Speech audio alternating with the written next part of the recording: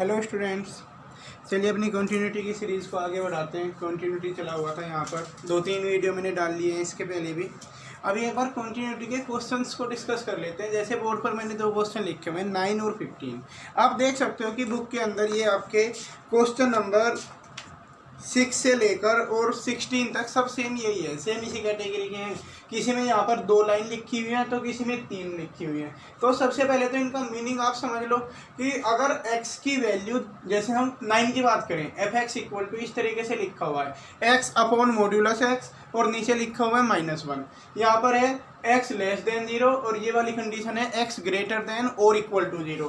तो अगर x की वैल्यू 0 से कम होगी तो f(x) इक्वल होगा x अपॉन मोड x। लेकिन अगर x की वैल्यू 0 या 0 से ज़्यादा होगी तो f(x) इक्वल टू होगा -1। तो इस तरीके से हम देख सकते हैं कि ये जो f(x) है ये 0 पर चेंज हुआ। 0 से पहले f(x) कुछ और था, 0 के बाद कुछ और हो गया। तो जिस पॉइंट पर x की जिस वैल्यू के लिए फंक्शन चेंज होता है उसी वैल्यू पर हम चेक करेंगे कि ये कंटिन्यूअस है या नहीं है। तो इस वाले को हम चेक करेंगे एट x इक्वल टू 0 पर। ओके, क्लियर है कि x इक्वल टू 0 पर चेक करेंगे। एक बार वही सेम काम इसमें करके देख लेते हैं। इसका मीनिंग क्या है? इसका मीनिंग ये है कि जब x की वैल्यू 0 से कम है, जब x 0 से कम है तो f(x) इक्वल टू 2x है। जब x की वैल्यू 0 से बड़ी हो गई तो f(x) इक्वल टू 0 हो गया। ध्यान देना, मैंने सिर्फ बोला जब x की वैल्यू 0 से बड़ी हो गई तो f(x) इक्वल टू 0 हुआ, यानी x इक्वल टू 0 के लिए ये फंक्शन चेंज हो गया कि जब x 0 से कम था तो f(x) इक्वल टू 2x था, जब x 0 से बड़ा हो गया तो f(x) इक्वल टू 0 हो गया। ये चेंज हो गया फंक्शन 0 पर। अब 1 की अगर बात करें, जब x 1 से कम है तो f(x) इक्वल टू है 0 और जब x 1 से ज़्यादा हो गया तो f(x) इक्वल टू हुआ 4x। यानी ये एक तो 0 पर चेंज होता है ये फंक्शन, एक तो ये x इक्वल टू 0 पर चेंज होता है और एक होता है ये x इक्वल टू 1 पर। दो जगह हम इनकी कॉन्टिन्यूटी की बात करेंगे। तो इस फंक्शन की कॉन्टिन्यूटी की हम 2 जगह बात करेंगे, इस फंक्शन की सिर्फ एक जगह 0 पर। अब कॉन्टिन्यूटी चेक करने के लिए आपको 3 चीज़ें फाइंड करनी होती हैं।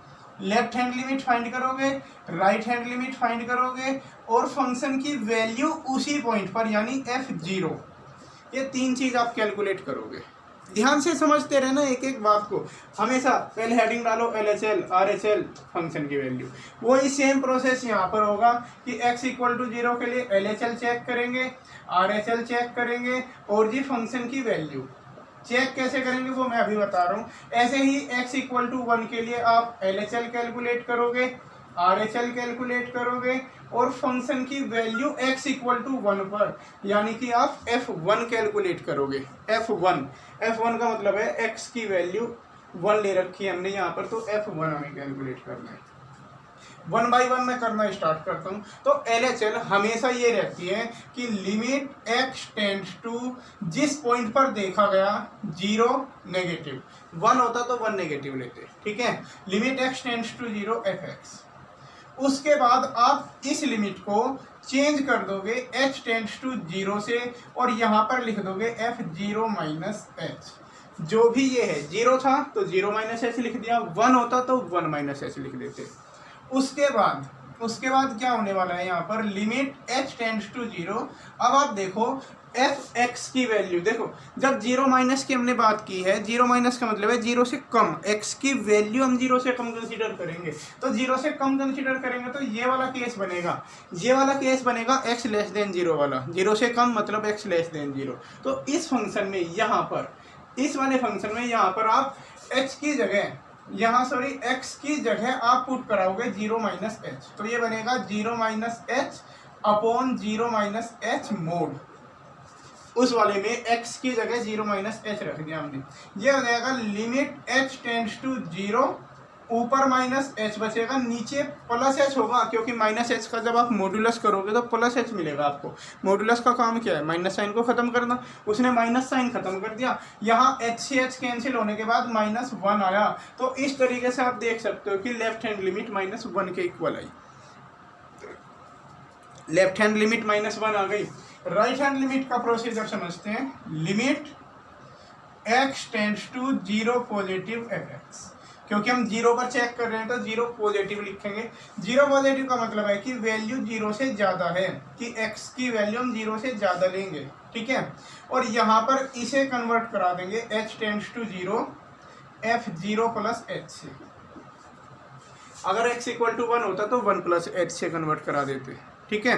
जीरो है, जीरो प्लस एच से कन्वर्ट करा दिया।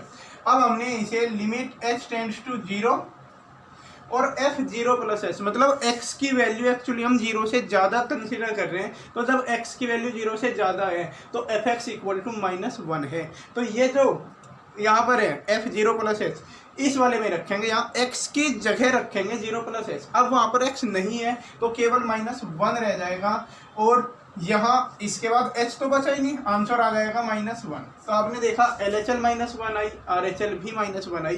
तीसरा स्टेप है फंक्शन की वैल्यू कैलकुलेट करना, कि आपको f जीरो, तो x की वैल्यू एग्जैक्ट जीरो रख देनी है। जहाँ पर x इक्वल टू जीरो लिखा हुआ है वहाँ पर पुट करेंगे। तो x इक्वल टू जीरो इसमें लिखा हुआ है, जैसे ही x इक्वल टू जीरो वाली आपने कंडीशन देखी तो एफ एक्स बराबर आपको -1 मिला, तो f जीरो की वैल्यू -1 हो गई। क्लियर है? चलिए,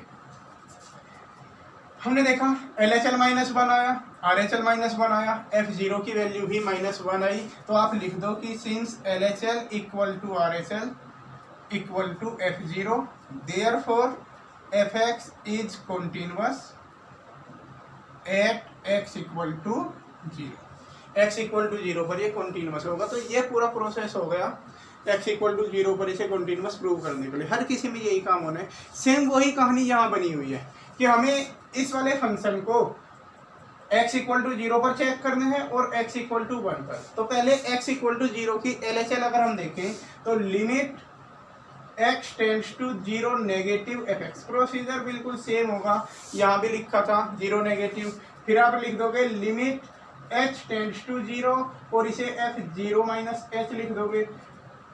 ओके, मैं थोड़ा सा साफ कर लेता हूँ इसको।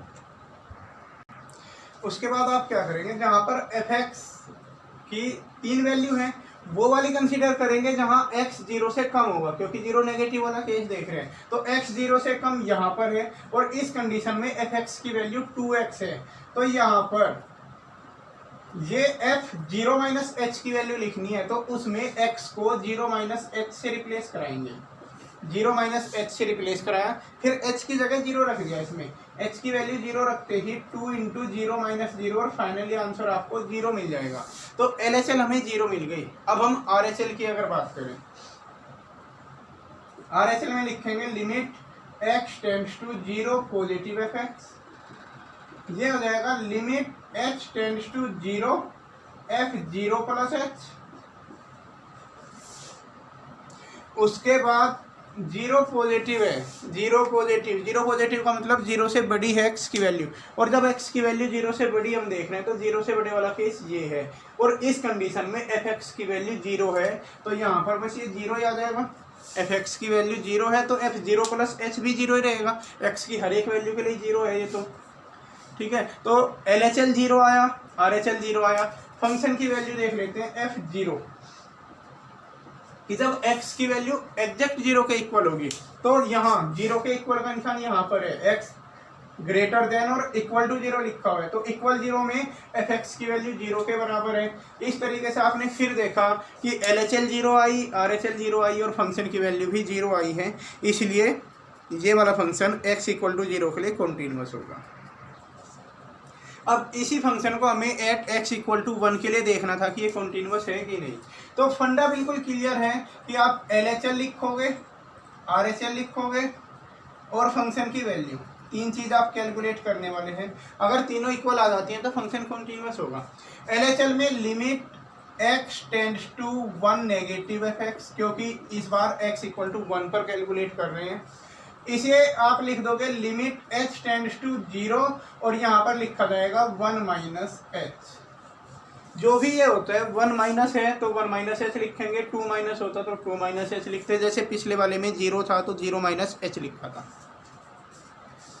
इतना कर लिया आपने। अब limit h tends to zero, और इसे देखते हैं कि f1 माइनस एच के लिए इन तीनों में से कौन सा सूटेबल होगा।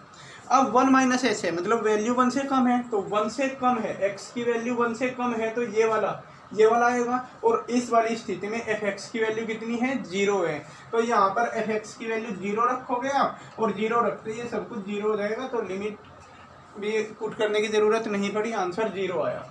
अब हम कैलकुलेट करते हैं RHL में limit x tends to 1 positive fx, फिर इसी को आप लिख दोगे limit h tends to 0 f1 plus h, फिर आप इसी को लिखोगे लिमिट h टेंड्स टू 0, और हमें ये देखना है कि यहाँ पर x की वैल्यू 1 से ज़्यादा है, तो इन तीनों केसेस में 1 से ज़्यादा वाला केस कौन सा है, कि जब x 1 से ज़्यादा है, तो x 1 से ज़्यादा वाला केस ये है। इस स्थिति में fx की वैल्यू 4x है, तो fx की जगह 4x रखेंगे इसमें, तो 4 और x की वैल्यू 1 प्लस h। अब इसमें h की जगह जैसे ही आप 0 पुट कराएंगे, तो 4 इंटू 1 प्लस 0 करते ही आपका आंसर 4 आ जाएगा। इस तरीके से आपने देखा LHL 0 आई, RHL 4 आई, तो अब फंक्शन की वैल्यू की भी ज़रूरत नहीं है, क्योंकि दोनों वैल्यू सेम नहीं आई। जब दोनों वैल्यू सेम नहीं है तो फंक्शन डिसकंटिन्यूअस होगा, तो आप लिख दोगे यहीं पर, डायरेक्ट लिख दोगे कि since LHL is not equal to RHL, so fx is not continuous at x equal to 1। तो इस तरीके से फंक्शन की कंटिन्यूटी चेक की जाती है। आप देख सकते हो कि मैंने इस वाले को 0 के लिए चेक किया, उसे 0 के लिए चेक किया, फिर 1 के लिए चेक किया, और बार बार यही प्रोसीजर रिपीट हुआ। पूरे वीडियो को रिपीट करा के देख सकते हो, बार बार यही है। LHL 0 नेगेटिव, RHL 0 पॉजिटिव, या 1 पर चेक करना है तो LHL 1 नेगेटिव, RHL 1 पॉजिटिव, यही काम चलता है इसमें, बार बार यही होता है। तो देखना खैर इनको।